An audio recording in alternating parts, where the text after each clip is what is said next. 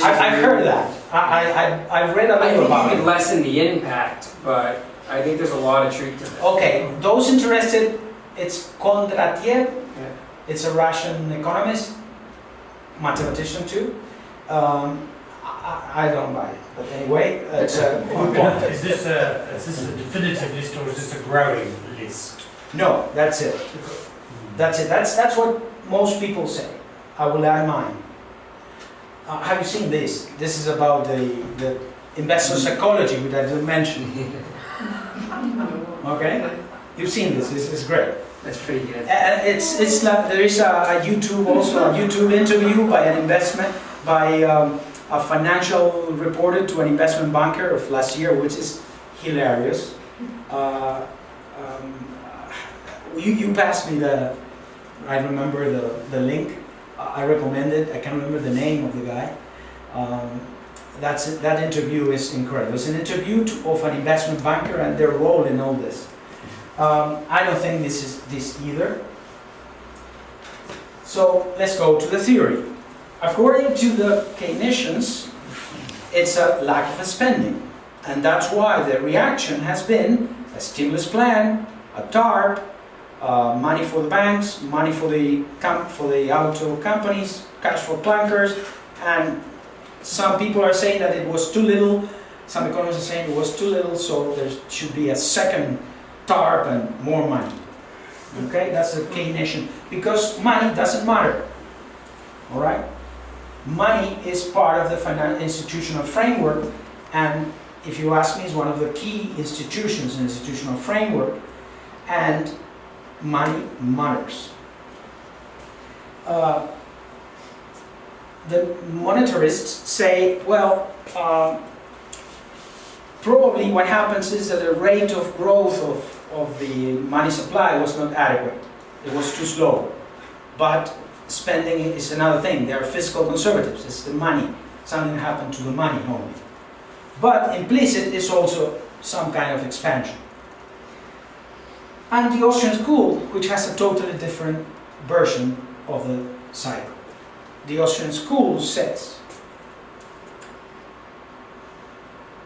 remember the idea of the knowledge of the market, the knowledge of the economists? The market has to make decentralized decisions. Their decisions are based on signals called prices. One of the key prices, the one that determines your decisions regarding time, whether you consume or postpone consumption for the future, is the interest rate. There is a natural interest rate determined by the supply of savings and the demand of entrepreneurs for the funds to invest. If artificially the interest rate is lowered by the central bank, by easy money, and by the banks by easy credit, then your plans as a consumer are distorted, and your plans as a saver are distorted. What happens is that with a lower rate, long-term investments become more profitable in appearance, just because you basically reduce the hurdle that you used to evaluate them before. You used to have a rate of 5% as a hurdle rate for your investment. Now it's 2%, and therefore making this new big installation for fabricating whatever, for manufacturing whatever, is now a good idea. The problem is that nothing changed in the real world, and so when you're about to finish that manufacturing plant, you realize that the demand is not there. And you need what? Well, I need a bailout, more or some money to help me finish the project. And some money to prop up the consumers who will come and buy the things. Okay? And that generates this contraction if the growth of the money supply and the credit stops, creates the contraction and the need of frictional unemployment, which means is the people who were employed in this new venture that need to go back to the industries where the consumers are really demanding output. This is what the contraction, the crisis, solves. It solves the excessive growth in industries only by cheap credit and lots of additional money. So that's the Austrian view of the business side. Where did speculation come in? Because there used to be, Well, that's it's what you were specul- always trying to correct, was the excess speculation. Well, no, Like the housing boom. speculation is in the market. This has happened in the real world. In the market, people will try to buy things that will increase in value and get rid of things that are going to lose value. All right? What happens during the boom is that all of these industries that were creating new ventures and they look very promising, the shares went up. The plans were good. The future seemed rosy. All prices continue to rise in the industry of the products. Perfect. When the growth of the credit of credit available slows down, then somebody shouts, "Hey, I think that's too rosy," and the progress stops, and you have a crash in the market. But that's simply to determine who wins, who loses. The other process is real, and it has consequences. This is like, you lose money, I win, she loses, he wins. But the other process happens with real goods. Real goods were demanded, and labor was demanded from industry that were doing fine to be invested in projects that were doomed from the beginning because of the easy credit.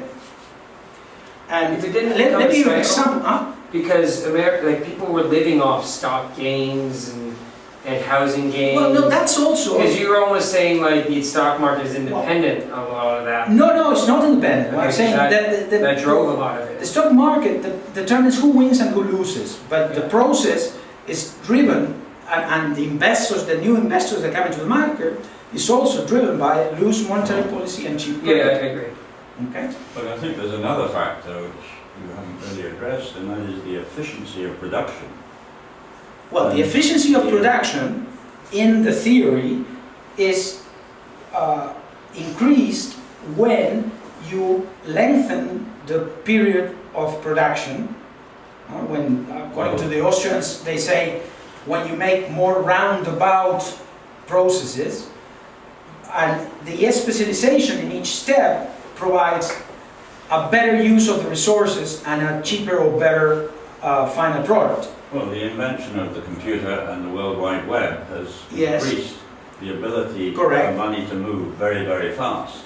Uh-huh. And money has moved, and that, in my opinion, was one of the factors that created the bubble. Because suddenly you had money floating Well, around. The movement made the effects global, which is very different from what happened in '29. That I agree.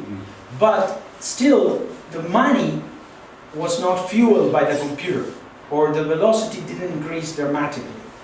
The thing is that and I'll show you now a graphic, that the Federal Reserve in the United States and in Europe, the European Central Bank to a lesser degree, and in many other places, the monetary authorities were pumping money at higher rates.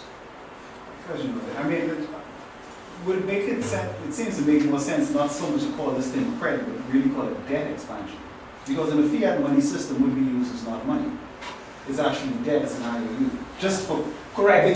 because when you say money, Credit is from the side of the credit has to come from savings. If there is no savings, Well, If it's actually credit. debt. Sorry, it's a semantics. Credit is from the point of view of the banks that loan. Debt is from the people who get it. for us, Yes. for the consumers, it's For actually the consumers, debt. is debt. Correct. So what we had is a debt expansion. Yes. Correct. And both to the consumer, because the rates are so low that they increase their present consumption, and for the companies that now see that savings are, like, more savings are there, but really they are not.